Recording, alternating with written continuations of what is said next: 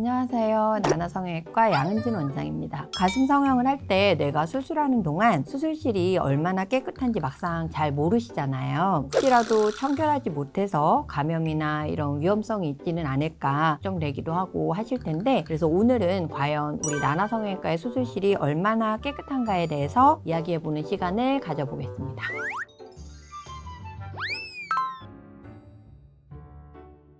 당연히 중요합니다. 모든 수술에 있어서 합병증으로 감염 부분이 빠지지 않고 들어가거든요. 그래서 우리가 수술 중에 생길 수 있는 염증이라던가 균이 들어갈 수 있는 거를 최소화하기 위해서 수술 전 멸균 과정, 그리고 수술실을 최대한 청결하게 하는 작업을 항상 하고 있습니다. 일단 수술실 같은 경우에는 당연히 매일 청소는 기본이고, 수술에 이용되는 기구는 멸균된 기구를 사용을 하고요. 수술에 들어가기 전에 저나 간호사분들 모두 손소독을 철저히 하고, 모자를 착용하고 마스크를 착용하고, 스크럽복을 입을 때도 다 소독된 스크럽복을 입고, 이런 식으로 환자분 몸에 닿는 것은 최대한 우리가 멸균된 거를 사용한다, 이런 개념으로 수술을 하고 있습니다. 맞습니다. 우리가 부영구축이라고 하는 것은 사실 정확히 무엇이 원인이 돼서 부영구축이 생긴다, 이런 거는 딱 하나의 원인을 꼬집을 수는 없지만, 안에서 임상적으로 드러나지 않는 미묘한 감염이 지속이 되다 보면 그것이 부영구축으로 이어질 수도 있습니다. 일단 우리가 수술실에서 일어날 수 있는 감염은 발적이 생긴다거나 통증이 생긴다거나 열감이 생긴다거나 이럴 수가 있고, 보통 의료진한테 발견이 되면 항생제 투여를 하고 여러 가지 방법을 사용을 하게 되는데, 그럼에도 불구하고 감염이 컨트롤이 되지 않고 지속되게 되면 가슴 같은 경우에는 부형물을 일시적으로 좀 제거를 해야 되겠죠. 부형물 제거하고 세척하고 그러면 대체로 감염이 잘 컨트롤이 되는데, 컨트롤이 되지 않는 경우는 사실 거의 없기는 한데요. 그런 경우는 더 오랜 기간 항생제를 투여하기도 하고, 항생제에 대해서 감수성 검사 이런 것도 이제 진행을 해가면서 최대한 감염 컨트롤을 위해서 노력을 하게 됩니다.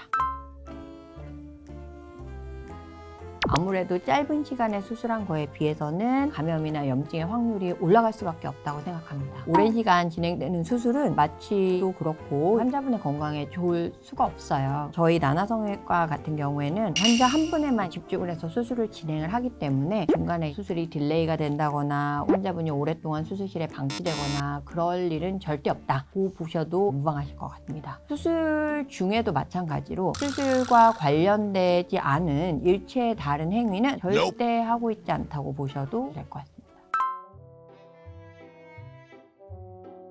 일단은 캘러폰넬을 사용하기 전에는 매뉴얼로 손가락으로 막 이렇게 해가지고 보형물을 집어넣었거든요. 작은 보형물 같은 경우에는 크게 감염성의 위험이 없는데, 부피가 좀 큰 보형물이라던가 이런 경우에는 아무래도 손으로 넣는 거는 조금 더 감염의 위험성이 올라간다라고 이론적으로 생각을 할 수 있을 것 같아요. 캘러폰넬을 사용을 하게 되면 당연히 피부나 이런 데 닿는 게 없기 때문에 손으로 넣었을 때보다는 위험성이 절대적으로 많이 줄어든다고 생각합니다.